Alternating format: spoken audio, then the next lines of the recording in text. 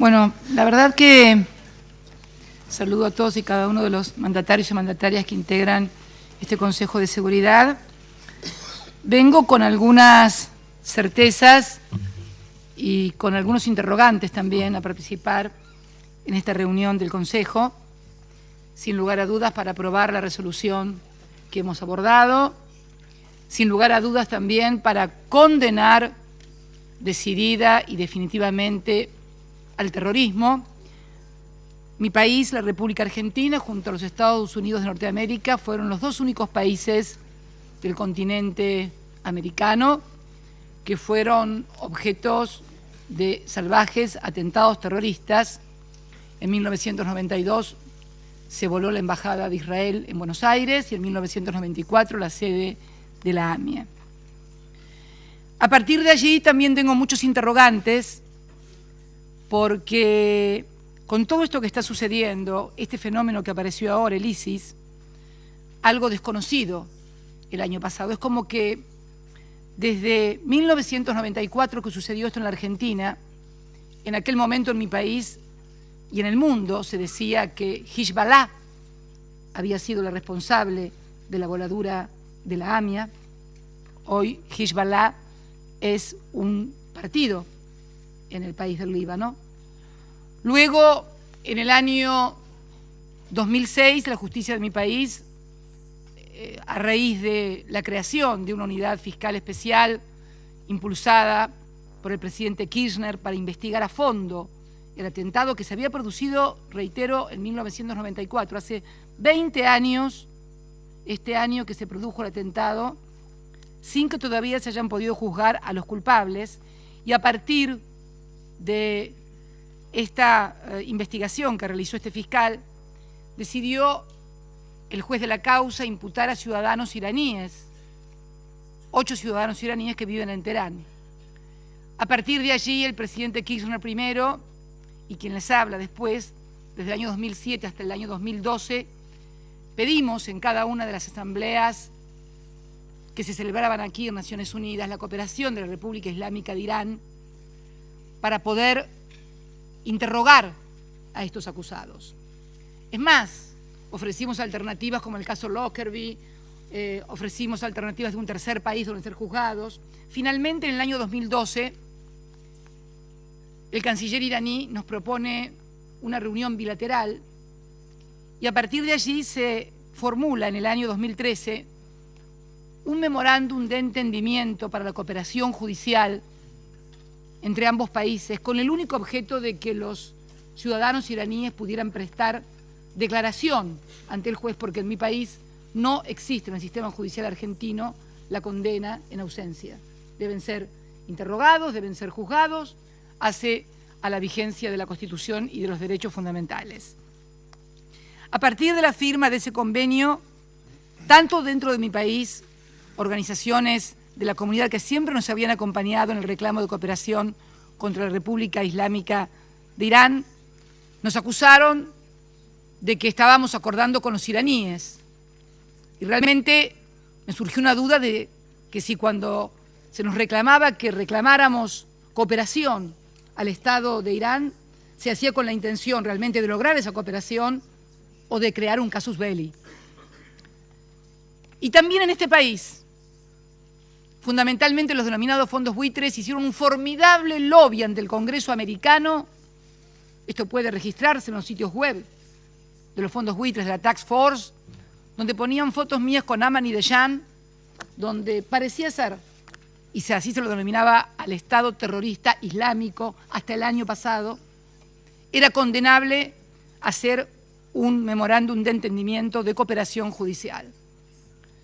Con sorpresa realmente, pero no con disgusto, con sorpresa, pero no con disgusto, porque nada que sea diálogo puede ser malo. Nos enteramos que durante el fin de semana el jefe del Departamento de Estado de este país se entrevistó con su par iraní en un conocido hotel de esta ciudad a fin de abordar el problema del ISIS. Ustedes saben que son sunitas y quienes gobiernan Irán son chiitas, para ver qué grado de cooperación o de avances en el programa nuclear se podía hacer. Y entonces observo como una un discurso mucho más amigable y amistoso hasta quienes el año pasado se nos acusaba junto a nosotros o de haber hablado con ellos de ser terroristas. No me parece mal el diálogo y bienvenido sea. Creo que el diálogo siempre es bueno entre las naciones. Pero las preguntas que me hago es que desde aquel atentado de 1994, pasando por el atentado a las Torres Gemelas de Al-Qaeda, ideado y plasmado por Osama Bin Laden, que tampoco surgió como un hongo después de la lluvia. Osama Bin Laden fue entrenado junto a los talibanes para enfrentar a Rusia durante la Guerra Fría. Afganistán, ese extraño país, del que solamente salió vivo Alejandro Magno, como digo yo. Pero realmente la pregunta es, ahora también luego surgió la famosa primavera árabe, en la cual aparentemente todos eran luchadores de la libertad, freedom fighter, y donde a partir de la primavera árabe iban a surgir nuevas democracias. Y resulta ser que muchos de los freedom fighters de la primavera árabe resultaron ser fundamentalistas que hoy recibieron entrenamiento militar en esos momentos y hoy están combatiendo en el ISIS y reclutando jóvenes. Les aclaro como nota de color que también he sido amenazada por el ISIS. En mi país se está investigando en la justicia una amenaza que sobre mi persona ha hecho el ISIS. Yo realmente no creo mucho que el ISIS se ocupe de la presidenta de la República Argentina. Sinceramente lo creo así. Los motivos por los cuales han dicho que me han amenazado, que van a atentar contra mi vida, es mi amistad con el Papa Francisco y el hecho de que reconozco y propugno la existencia de dos estados, el Estado de Palestina y el Estado de Israel, para que puedan convivir pacíficamente. Yo he anotado acá algunas preguntas que me surgen, porque también en el interregno de todo esto había aparecido Saddam Hussein con armas químicas en Irak, con el cual se libró una batalla, finalmente se terminó con Saddam Hussein, y luego Irak se fue complicando cada vez más, y es como que el mundo se va complicando cada vez más, y que el escenario que teníamos el año pasado, donde parece ser que lo más importante era Irán y su amenaza nuclear, ahora ya ha dejado de ser esto y ha pasado a ser el ISIS, unos nuevos terroristas que no sabemos quién les compra el petróleo, no sabemos quién le vende las armas, no sabemos quién los ha entrenado, porque obviamente manejan recursos económicos, manejan recursos armamentísticos, manejan recursos de difusión, francamente cinematográficos, lo cual me lleva a plantear interrogantes acerca de qué es lo que está pasando y fundamentalmente de cómo hacemos para combatir eficazmente el terrorismo, porque evidentemente la respuesta militar, que obviamente hay que defenderse frente a la agresión, sin lugar a dudas, nadie lo pone en cuestión, está claro que la forma en que se ha venido combatiendo al terrorismo no es la adecuada, porque cada vez se complica más, cada vez son más grupos, cada vez son más violentos, cada vez cuentan con más poder. La lógica indica que si yo estuve observando una determinada metodología para combatir un problema y ese problema en lugar de desaparecer o disminuir aumenta y se agrava, al menos tengo que revisar la metodología y los métodos que estoy llevando adelante porque algo no está andando bien. No digo que tenga la verdad revelada acerca de lo que hay que hacer, no digo que tenga la certeza absoluta de cómo hay que hacer. Lo que sí sé es que hay un viejo dicho en mi país que dice que lo único que no se puede hacer con los caníbales es comérselos. Y me parece que lo más importante es que entendamos que la lógica del terrorismo es la de lograr una reacción exactamente simétrica en violencia y en ataque para justificar en crédito de sangre permanente, porque por cada uno van dos, y si le mataron dos, son tres, y si le mataron tres, son cuatro. Es el crédito de sangre permanente.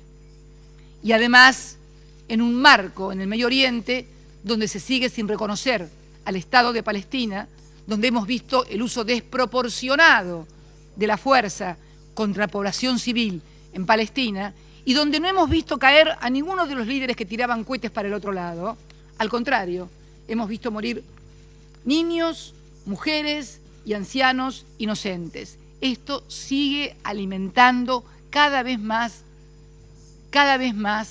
a estos grupos. Por eso digo que más allá de esta resolución que compartimos, que aprobamos, de ayudar, de acompañar, pero sinceramente sería muy falsa, muy cínica si viniera a decirles acá que estamos acertando en el método. Me parece que la situación en Medio Oriente tiende absolutamente a complicarse. Es más, como miembro del G20, el año pasado en San Petersburgo, no tan lejos, fue en noviembre, creo, si mal no recuerdo, ¿no? Mes de noviembre, ¿no? Mes de noviembre, todavía no hace un año, se consideraba la posibilidad de que el gran enemigo era el gobierno de Siria y que los que lo combatían eran los Freedom Fighters. Bueno, se ha descubierto que muchos de los Freedom Fighters ahora forman parte del ISIS. Entonces, ¿quiénes eran los que alimentaban a los opositores y les daban armas y les daban recursos como Freedom Fighters, luchadores de la libertad? Entonces, creo que replantearse un montón de cosas, sobre todo aquellos que cuentan con mucha más información, por supuesto, de la que cuento yo, como presidenta de la República Argentina. Si ustedes se imaginarán que mi país no produce armas, no vende armas, al contrario, tenemos que comprar petróleo porque nos falta energía, aunque tenemos un gran yacimiento que nos convierte en el futuro en grandes proveedores. Yo no sé si alegrarme cuando digo esto, ¿no? Porque cada país que tiene gas y petróleo tiene grandes problemas, pero lo cierto es que somos un país que no produce armas, somos un país que compra energía, somos un país que no cuenta con toda la información que cuentan las grandes potencias, pero muchas veces creo que, además de contar con información, hay que entender lo que pasa en cada sociedad, en cada pueblo, y tratar de ver cuáles son los instrumentos más adecuados para combatir en serio al terrorismo, porque no sería nada extraño que el año que viene, el año 2015, haya desaparecido el ISIS y haya aparecido cualquier otro grupúsculo de algún nombre extraño, con actitudes todavía más virulentas y más violentas. Bueno, y finalmente no hagamos nada más que profundizar. También para finalizar, presidente, no se preocupe que ya termino, creo que también una cuestión fundamental en esta lucha es el respeto por los derechos humanos. Y lo hablamos, ¿por qué? Lo hablamos desde un país que sufrió una dictadura genocida sin precedentes y que también actuó una justicia sin precedentes. Acá no hubo necesidad de hacer un tribunal de Nuremberg ni de recurrir a juzgar a los dictadores al Tribunal de La Haya. Fue la propia Argentina, nuestro propio sistema judicial, el que enjuició y condenó a quienes habían sido responsables inclusive también de la muerte de ciudadanos y ciudadanas francesas, como las monjas francesas, de ciudadanas suecas también desaparecidas, con lo cual creemos que tenemos algunos antecedentes para poder hablar de la necesidad de que la lucha esta se lleve a cabo en un marco de juricidad y de respeto a los derechos humanos que nos garantice precisamente no seguir retroalimentando el monstruo. El monstruo. Muchas gracias, señor presidente. I thank Her Excellency President Fernandez de Kirchner.